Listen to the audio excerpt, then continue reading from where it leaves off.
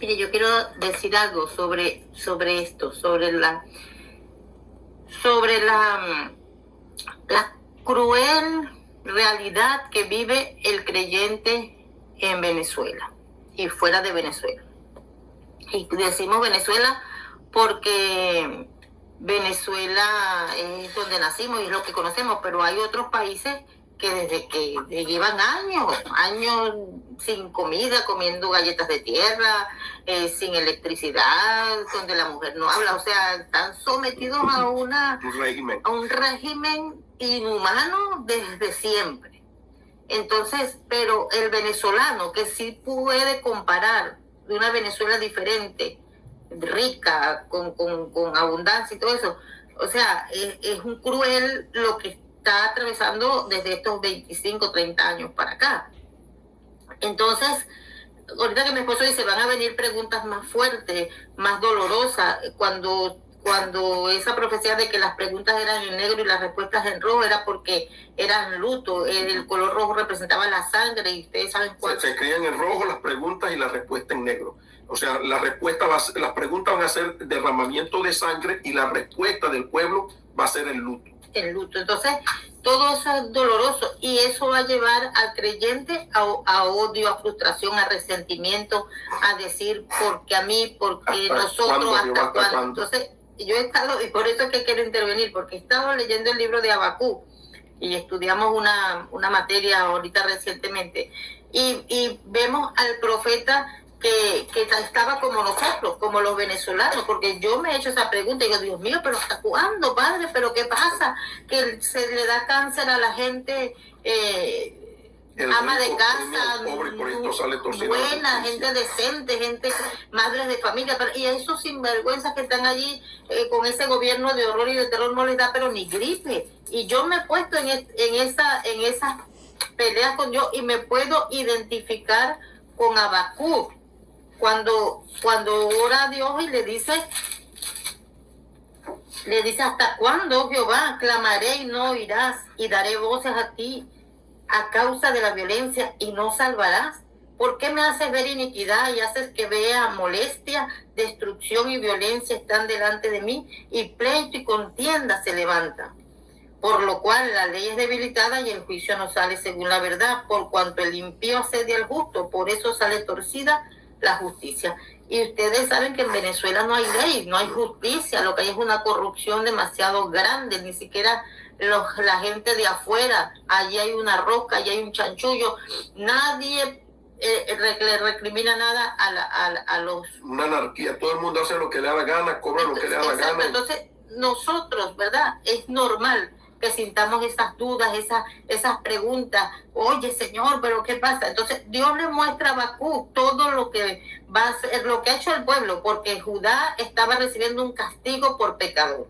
Y Dios le dice a él que va a usar a los caldeos, una nación cruel y presurosa para castigar a Judá. Pero que esa nación cruel y presurosa también va a recibir un castigo, porque Dios usa naciones para castigar naciones.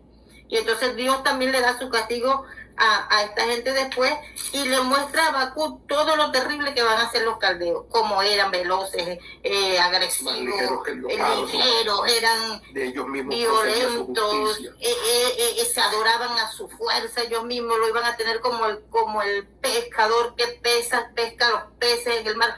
O sea, cuando Habacuc ve todo eso, que es lo que los venezolanos estamos viendo, violaciones, muerte, 4 ejércitos que van a invadir a Venezuela, hambre, guerra, entrega de la patria, de la tierra, del petróleo. Y uno dice, Dios mío, se tiembla, pudrición entró en mis huesos, dijo el profeta. Uno llora, uno dice, Dios mío, uno a veces hasta ve a Dios como alguien injusto, alguien que está allí inerte, sin hacer nada.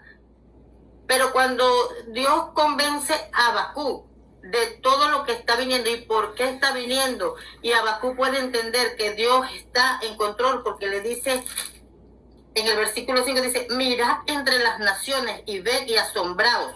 Mirad entre las naciones. Dios es un Dios que ve todas las naciones, que ve todo, que sabe a quién va a usar, a quién va a levantar. Lo que no sabemos somos nosotros.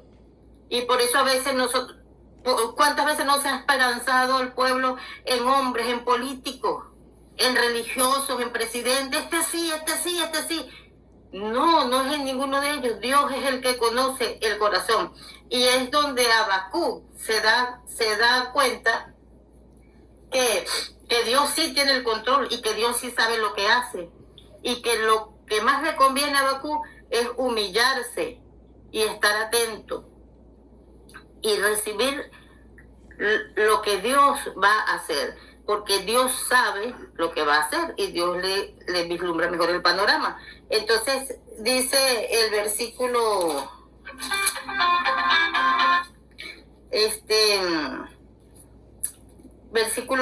capítulo 2, versículo 3 de Habacuc, dice: aunque la visión tardare aún por un tiempo. Vamos a leer desde el 2. Vamos a leer el capítulo 2. Sobre mi guarda estaré y sobre la fortaleza afirmaré el pie. Y velaré para ver lo que se me dirá y qué he de responder tocante a mi queja. Y Jehová me respondió y dijo: escribe la visión y declárala en tablas, para que corra el que leyere en ella. Aunque la visión tardare aún por un tiempo, mas se apresura hacia el fin. Y no mentirá, aunque tardare, espéralo, porque sin duda vendrá, no tardará. Dios es fiel, Dios se encarga de cumplir lo que promete. Y aunque tarda, y para nosotros ha tardado, 25 años, 30 años es bastante, pero Habacuc entendió eso. Y dice el versículo 4, es aquí aquel cuya alma no es recta, se enorgullece, mas el justo por su fe vivirá. Entonces muchas personas dicen, eso es mentira, se enorgullecen, ya no va a pasar nada, o porque yo tengo que padecer lo que hicieron mis antepasados si yo no había nacido, porque yo tengo que pagar los platos rotos que yo no rompí, que otro rompió. Ese es el alma orgullosa. Pero dice, el justo por su fe vivirá. Entonces, ¿qué es la fe? La certeza de lo que se espera, la convicción de lo que no se ve. Anticipado de los pensamientos de Dios. Exacto. La fe es lo que creemos, conocemos y estamos convencidos de que Dios va a hacer. Y por esa fe mantenerse activa, es que el justo va a vivir. Es por eso es que todo este remanente que se ha mantenido creyendo ha estado en pie. Hay gente que ha pasado lo mismo que los demás. Hambre, escasez, ha hecho cola, se ha amarrado de la madrugada, se ha enflacado, se ha enfermado, se le va la luz las mismas horas que otros, pero esa gente tiene una fe inquebrantable. El Señor habló, el Señor va a cumplir, Jehová Dios, Jehová quitó, sea el nombre de Dios glorificado, Jehová es mi fortaleza, vamos para adelante, y mantienen un gozo y una actitud en fe. Porque eso es lo que va a hacer vivir, eso es lo que los mantiene vivos. Sus ojos puestos en el galardón como Abraham. ¿Cuál es el galardón? La nueva Venezuela. Y fíjese... déjame terminar con la idea para pasar.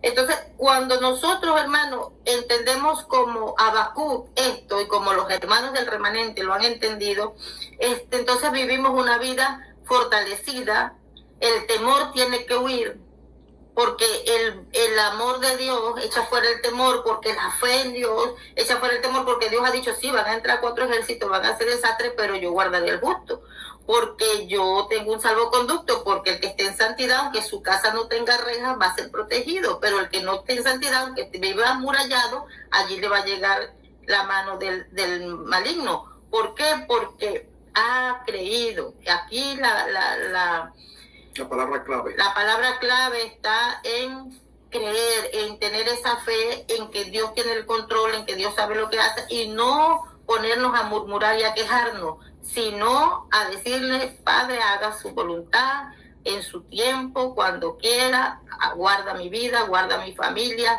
obedecer lo que Dios dice. Y por eso es que Habacuc termina con una oración diferente, ya no de queja, ya no de duda, ya no de que Dios está ahí inerte, como que no le dolemos, como que no existe, sino que él dice que, oh Jehová, en el capítulo 3, he oído tu palabra de mí, Oh Jehová, aviva tu obra en medio de los tiempos.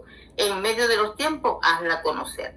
O sea, en medio de todo este dolor, toda esta desgracia, la iglesia tiene que seguir adelante. Viene avivamiento, viene gozo, hay gozo, porque no va a depender de que todo esté bien, va a depender de nuestra relación con Dios. Y por eso dice, aunque la higuera no florezca, ni haya vides ni en las vides haya fruto, aunque falte el producto del olivo y los labrados no den mantenimiento y las ovejas sean quitadas de la majada y no haya vaca en los corrales, con todo yo me alegraré, Jehová, y me gozaré en el Dios de mi salvación. Jehová el Señor es mi fortaleza, el cual hace de mis pies como de sierva y en mis alturas me hace andar.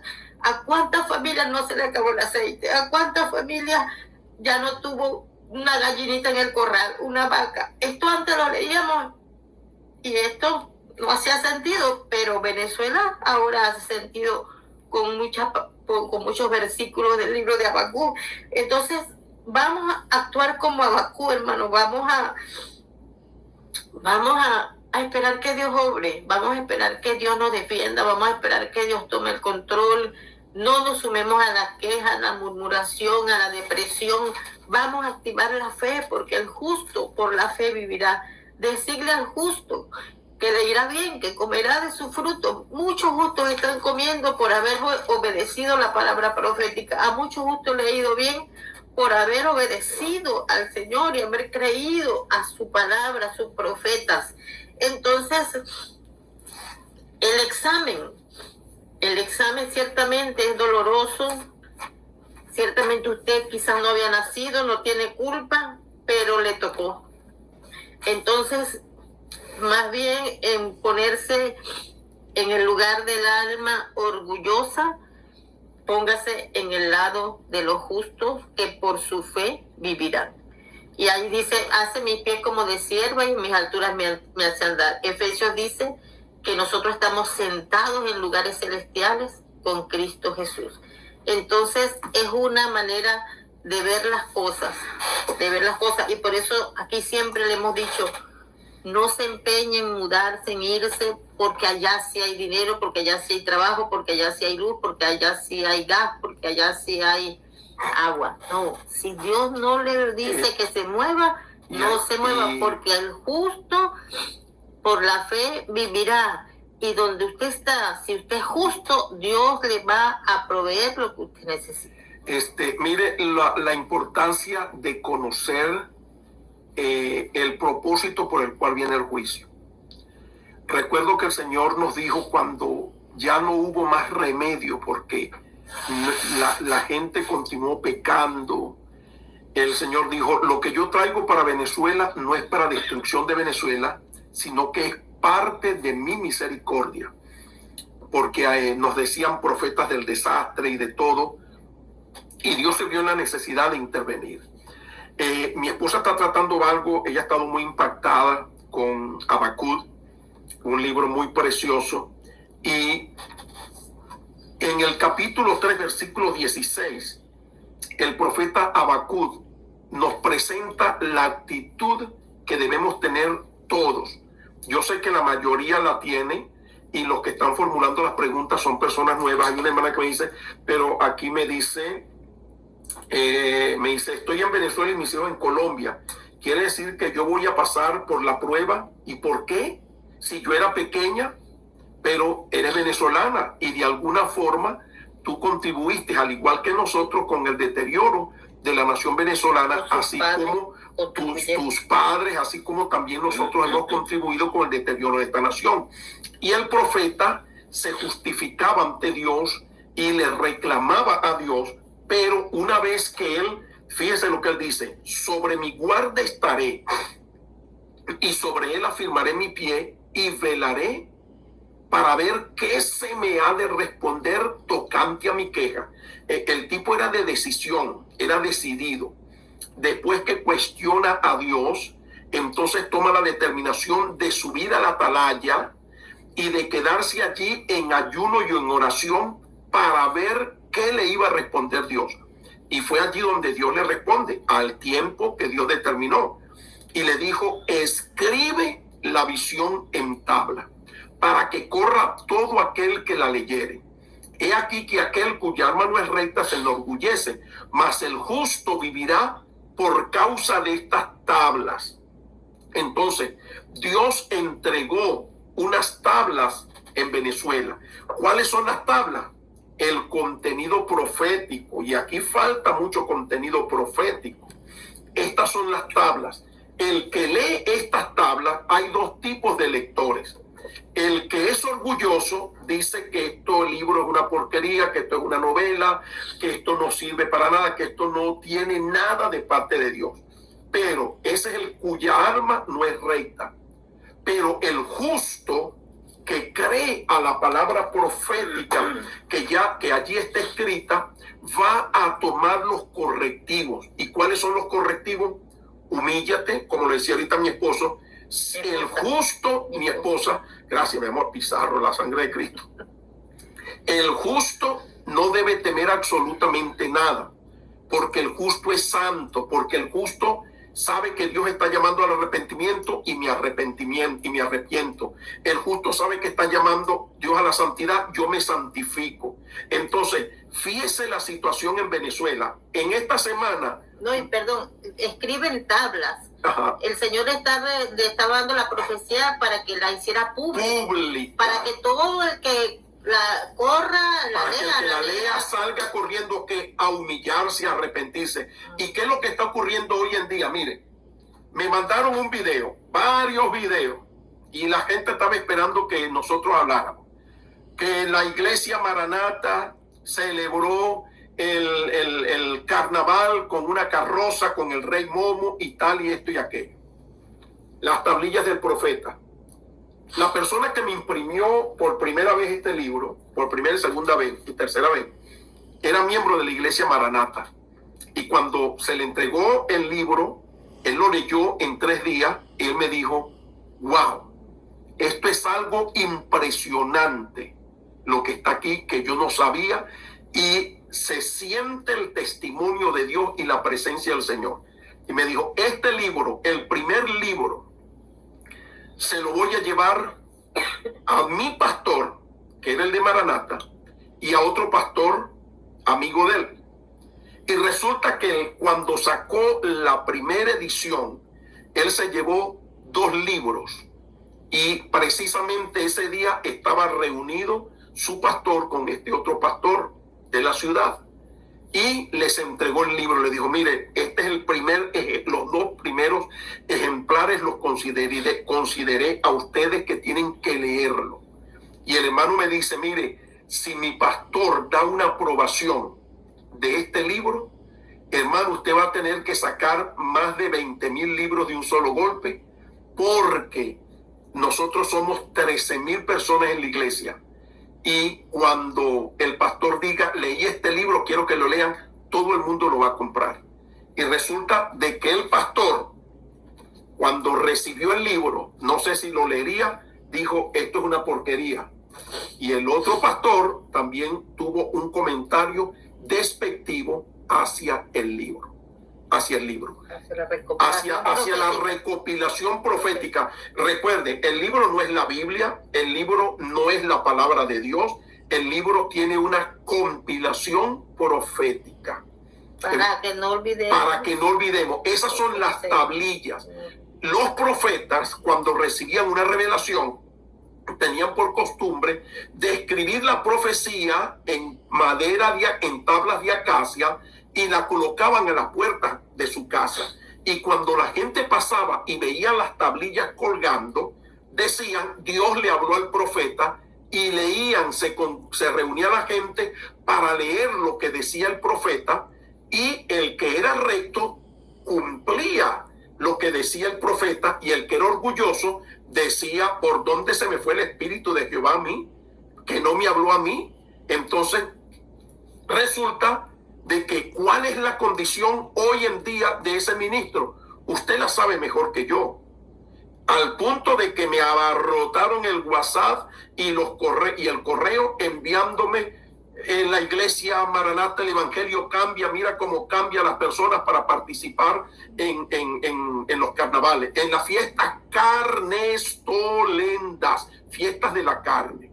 Entonces, así está la condición. Ustedes vieron ahora lo que antes se conocía marcha para Jesús, ahora se le conoce como mancha para Jesús, porque el gobierno tomó la conducción de la mancha para Jesús, imitando a lo que ocurrió en Brasil en tiempos de Bolsonaro, pero que ahora está en manos de Lula da Silva, y el gobierno es el que manda en mancha para Jesús Brasil, y ahora el gobierno manda en mancha para Jesús Venezuela.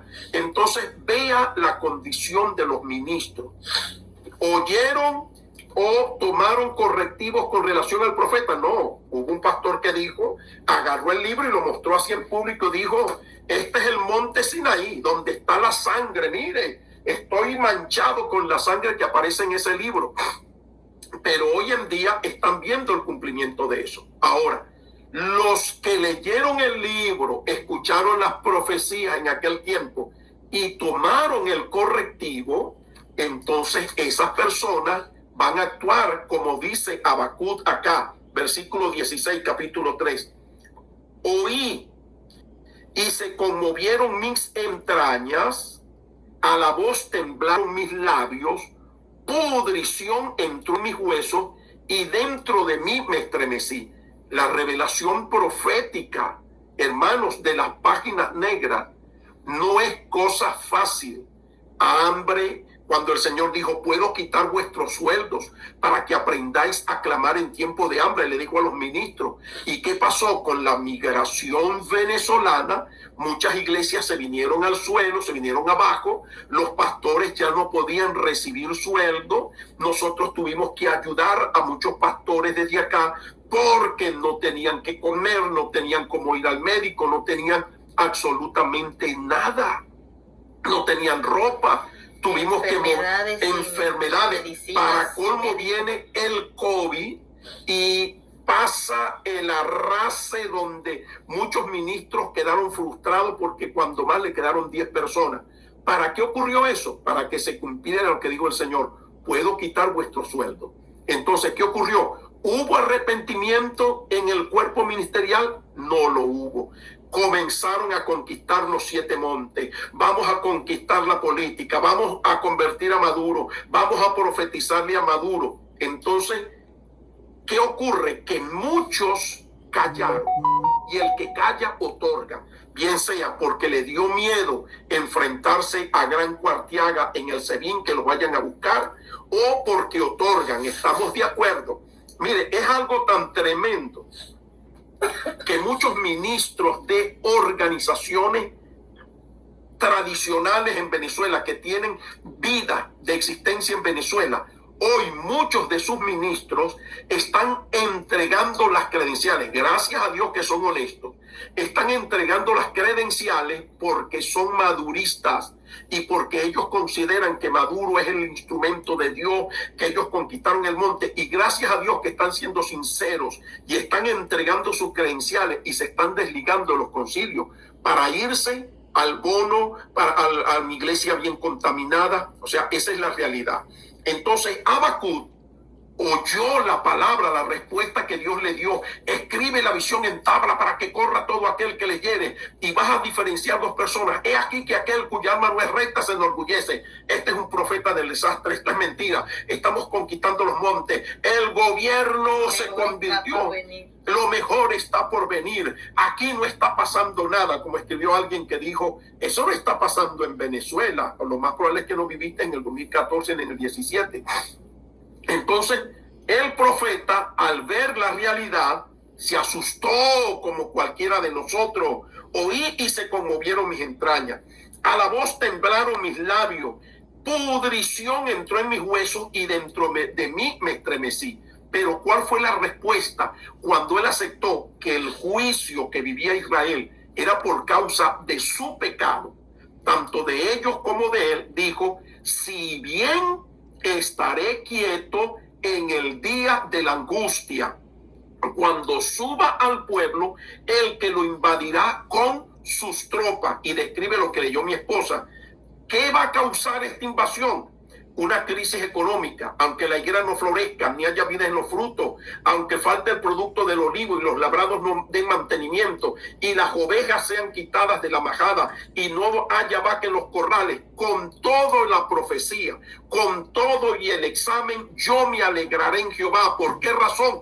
Porque el juicio es justo de parte de Dios, porque somos pecadores, porque no nos hemos arrepentido, hemos sido fornicarios, adúlteros, adulantes, nos hemos vendido al gobierno, mentirosos, ahora nos metemos con los carnavales, estamos viviendo al garete, como dicen los boricuas. Pero el que es justo y leyó las tablillas del profeta, va a decir, yo estaré quieto. ¿Por qué? Porque el justo por la fe vivirá.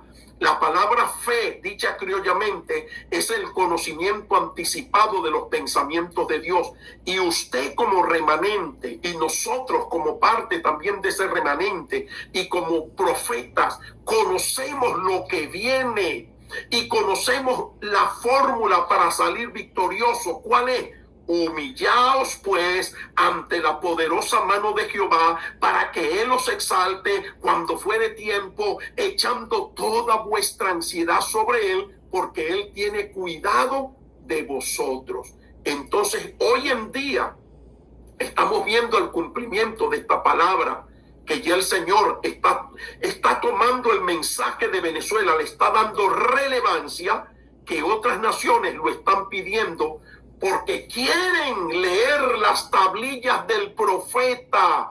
¿Para qué? Porque no quieren pasar por lo que estamos pasando. ¿Y cuál es la alternativa de ellos? Humíllense. Humíllense como ministro. Bien lo dijo el Señor cuando aquel ministro habló así como la hermanita acá, que está recién llegada al clamor, y se levantó en aquella reunión en el distrito nororiente. Después que habló Ángel Ramón diciendo, ¿qué culpa tenemos nosotros de los platos que quebró Blanca Ibáñez y Jaime Lucinchi? Para los que no saben quién era Blanca Ibáñez y Jaime Lucinchi fue presidente de Venezuela, era Adeco, y Blanca Ibáñez decían que era la amante, la barragana, así la llamaban, la barragana de Jaime Lucinchi. Y Blanca Ibáñez tenía un poder tan extraordinario como el de Cilia Flores, y hizo las 1001, hasta logró un título de bachiller sin haber ido nunca a ningún liceo. Pero era una mujer como Jezabel. Y resulta de que aquel ministro, ¿por qué nosotros tenemos que pagar los platos rotos? Y se levantó el reverendo Ramón Bejarano y le dijo las siguientes palabras: ¿no fuiste tú el que profetizó en una convención, diciendo, le tocó a Cuba, le tocó a Nicaragua, Venezuela no tiene corona, Venezuela no es la tacita de oro, ahora le toca a Venezuela? ¿No profetizaste tú eso? Y tú, ¿no sabes tú la condición del cuerpo ministerial cuando tú la conoces bien por la posición que tuviste? Y se levantó Ángel Ramón diciendo en palabra del Señor, así dice el Señor, ¿cuánto debía pagar el rey por su pecado en el Antiguo Testamento? ¿No era como un macho cabrío? ¿Y cuánto debía pagar el sacerdote por su pecado? ¿No era como un becerro de mayor valor que el macho cabrío? ¿Qué pues quiero yo en Venezuela? ¿Un gobierno santo y un sacerdocio impío? ¿O me complaceré más teniendo un sacerdocio santo y un gobierno impío? Entonces, a nosotros, hermanos, mire, el que no sabe el valor que tenemos nosotros como iglesia y como cuerpo de Cristo, wow, va a cometer locura, porque de nosotros depende la paz de la ciudad, la paz de la nación. De nosotros depende el destino que tome el gobierno. Por eso el apóstol Pablo dijo, exhorto ante todo que se hagan oraciones y rogativas por los que están en eminencia. ¿Para qué? para que vivamos quieta y reposadamente, lo que significa que nuestra oración a Dios, acompañado de nuestro comportamiento, que amerite la intervención de Dios, diciendo: estos que ministros y creyentes de Venezuela son mis hijos amados y en ellos tengo yo contentamiento. Eso, más la oración por los que están en eminencia y el ruego por la ciudad, hermanos queridos, hacen una nación modelo, una nación ejemplo. Pero cuando yo como ministro peco y el pecado se transmite, ¿por qué razón? Porque así como es el sacerdote, así es el pueblo. Lo que yo tengo, eso es lo que yo doy. Si yo tengo pecado, yo voy a ministrar pecado. Pero si yo tengo oración, tengo santidad, tengo integridad, eso es lo que yo voy a transmitir. Acá, usted sabe cómo se conocen a los hermanos de Getsemaní. Cuando cuando alguien dice: ¿tú de qué iglesia eres? De la iglesia misionera Getsemaní. ¡Ay, ya yo sé! Tú eres de los que oran, porque los pastores de ustedes son los que oran. Ustedes son la gente de oración, porque eso es lo que transmitimos. Pero si nosotros fuéramos pecadores, ¡ay, ya yo sé! Ustedes son de los pastores. ¡Ay, mijito! Salid en medio de ellos, pueblo mío, no toquéis lo inmundo. Entonces... Y por eso se habla del altar familiar, porque Dios lo ha dicho, Dios lo ha pedido desde el año 1983. Dice que los altares estaban destruidos, descuidados, que levantaran el altar a Jehová, y hablaba del corazón, no de un altar de piedra, sino de un servicio de adoración a Dios. Porque es en medio de la adoración donde nosotros recibimos esa fortaleza. Nosotros la adoración, la alabanza la tenemos como una parte del servicio, pero cuando entendemos que es una arma de guerra, una arma poderosa, y cuando entramos como esos verdaderos adoradores que adoran en espíritu y en verdad, entonces venimos a ser como Habacuc. Mire, yo le decía a mi esposo anoche y no me dio tiempo de pedirle permiso a mi hermana, pero cada vez que leía eso era una de las cosas que se me venía a la mente. Cuando mi hermana, su esposo cae enfermo al punto de que tuvieron que intubarlo, él duró, si mal no recuerdo, 15 o 20 días hospitalizado, y ella y su hijo con una guitarra a la puerta del hospital, y toda la iglesia la apoyó, iban por grupo, yo me conecté varias veces, se sentía una presencia de Dios tan terrible, tan tremenda, la palabra era tan gloriosa. Solo alababan, cantaban, daban gracias, oraban por mi cuñado y oraban por el resto de los pacientes, porque estaban allí de mañana, de tarde, de noche. Y ella, bueno, en todo ese proceso, a los 20 días, pues lamentablemente tuvieron que desconectar a mi cuñado. Dios no lo levantó, no se sanó, no se paró, partió con el Señor un mes de diciembre.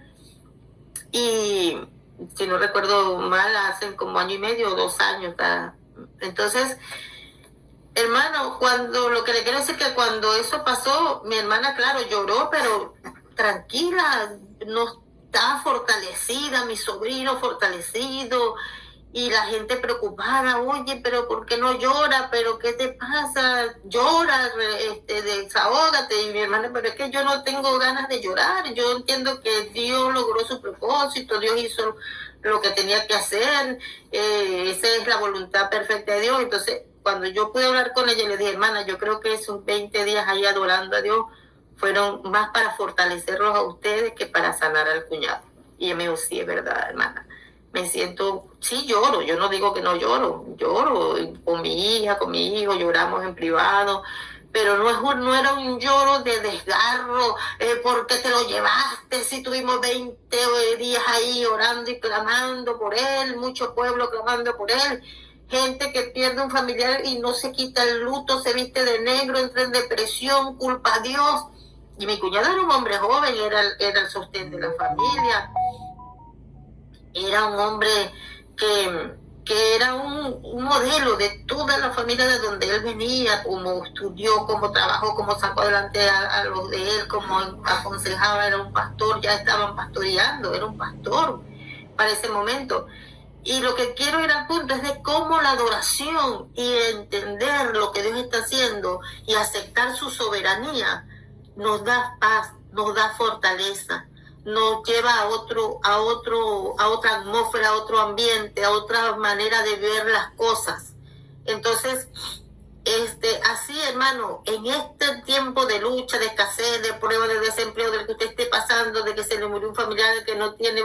Mire, yo fui en el año, creo que el 2012, yo sé, fui a Venezuela porque 11 porque mi hermana mayor le diagnosticaron una enfermedad, familia de la leucemia, no era propiamente leucemia, pero todos nos hicimos el examen porque ella necesitaba un trasplante de médula ósea, y una de las mayores dio compatible con ella 99.99%.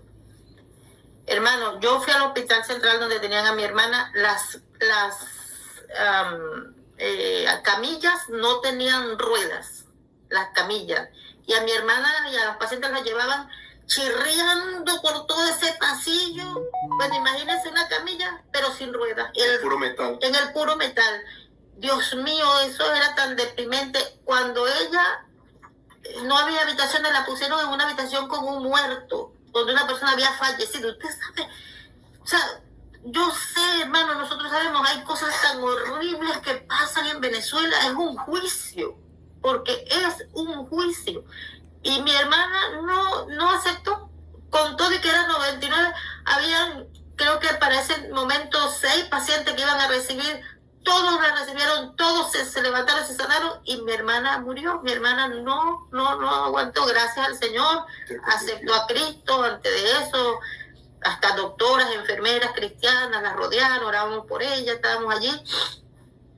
Ella dejó niños pequeños. A mí eso me partía el alma, Dios mío.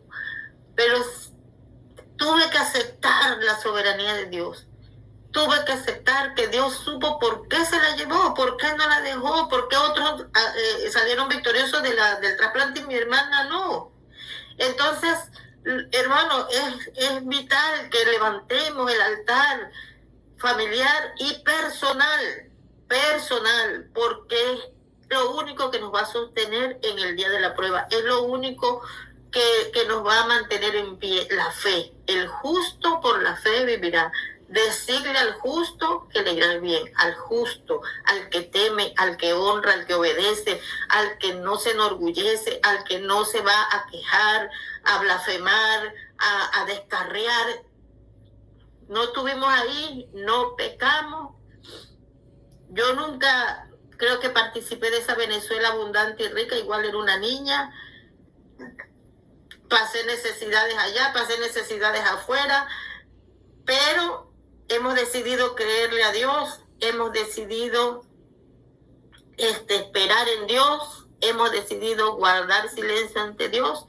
Y hacer lo que sea necesario por nuestro Rey. Y meternos en la guarnición de los Él obrará, Él hará, Él defenderá, Él abrirá puertas, Él hará. Entonces, ese es el consejo de esta mañana.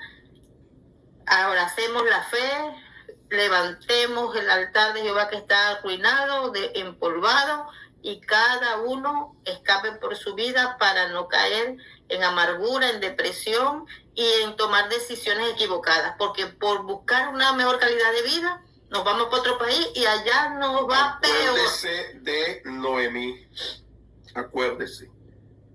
Vino una crisis en Belén y dijo, vámonos de aquí porque aquí no hay pan en la casa del pan. Y se fueron para la tierra de Moab, tuvieron un romance muy bonito por allá de prosperidad, sus hijos se casaron con 2 mujeres, se murió el viejo, todavía me quedan 2 hijos, y mueren los 2 hijos, y ahora sí estoy desamparada. ¿Dónde presentó su examen? En las tierras de Moab. ¿Y dónde vino a recibir la bendición? En la tierra de Belén, después de haber pasado Belén por todo ese proceso de juicio que experimentó. Es lo que ha pasado con muchos compatriotas que vendieron sus casas, sus propiedades y se vinieron a Estados Unidos, a la casa del pan. y nunca se imaginaron que Donald Trump iba a poner estas medidas. Mire, nunca antes se había visto la frontera vacía como se está viendo ahorita. Los que transportaban a la gente en unas balsas inflables cruzando el río Bravo, las balsas están ancladas del lado de México. Hay un temor en toda la población migrante y buscando todos los recursos para evitar las deportaciones. Ahora Donald Trump lo del el jefe de inmigración establece de que haciéndole publicidad al anticristo, todos los migrantes indocumentados tienen que llenar un formulario de 25 páginas, tienen que registrarse por medio de ese formulario, incriminarse en ese formulario y además de ello colocarse un chip en la mano derecha para tenerlos ubicados y de esta manera buscarlos y deportarlos. Entonces, la gente no se percató de eso, pero sabe una cosa, que esto es de parte de Dios. Es de parte de Dios para los migrantes. Muchos venezolanos están siendo vomitados, van a ser vomitados porque en las cortes les van a tumbar los casos. Es un juicio para esta nación. Estuvimos en las manos del comunismo, ahora estamos en un juicio profético para esta nación y el instrumento que Dios está usando es a Donald Trump y a todo su equipo. A muchos les gusta, a otros no les gusta, pero ¿qué vamos a hacer? Soportar la prueba, soportar la prueba. Ayer mi esposa me puso un video de Héctor de la Cruz de hace muchos años atrás, donde Héctor de la Cruz, antes del 2000, donde estaba diciendo que los inmigrantes serían sacados de Estados Unidos, incluyendo hasta los que se habían hecho ciudadanos. Entonces, imagínense que el juicio va a ser tan tremendo. Y bueno, Señor, si nos toca a nosotros, que ya esté la nueva Venezuela, porque por demás no podemos ir para nuestro país.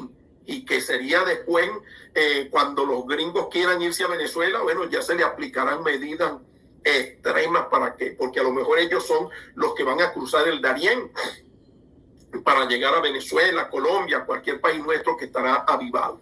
Entonces, esta es la realidad y lo que nosotros, para poder cumplir esta palabra, si bien estaré quieto en el día de la angustia, cuando suba aquel que nos invadirá con las tropas, aunque la higuera no florezca, aunque no haya vides, con todo y el juicio, mi actitud, porque soy conocedor de la revelación divina, yo me alegraré en Jehová y me gozaré en el Dios de mi salvación.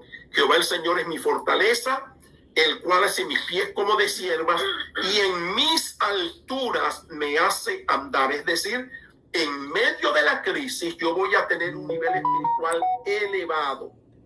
Un nivel espiritual elevado donde yo voy a ver la gloria del Señor. Mire, no hay gente más admirable que todos aquí, sobre todo los de escala gloriosa, los que están en pie de escala gloriosa, la agrupación musical, que ellos estuvieron con nosotros y pasaron las penurias que pasamos nosotros. Mire, una vez fuimos al oriente a hacer una gira por todo el oriente del país. Llegamos, comenzamos en El Dorado, en Guasipati, El Dorado. Del Dorado caímos a Santa Elena de Guairén. De Santa Elena de Guairén nos regresamos y finalizamos en Puerto Ordaz, la gira profética, promoviendo el clamor y la palabra profética. ¿Y cuál fue la ofrenda que nosotros recibimos? Nos regalaron 2 cadenitas de oro y un anillo. Eso fue lo que nos regalaron. Gracias a Dios que llevábamos la gasolina y nos dieron sí la comida.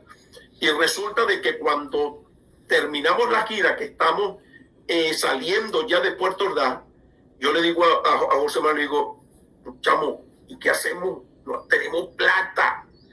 Y le llamamos a Daniel y me dijo, Daniel, lo único que tenemos es esto.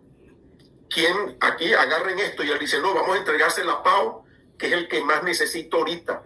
llegar con dinero. Todito lo necesitamos, pero aquí está. Y esa fue la única ofrenda nuestra. Ellos pasaron esa situación.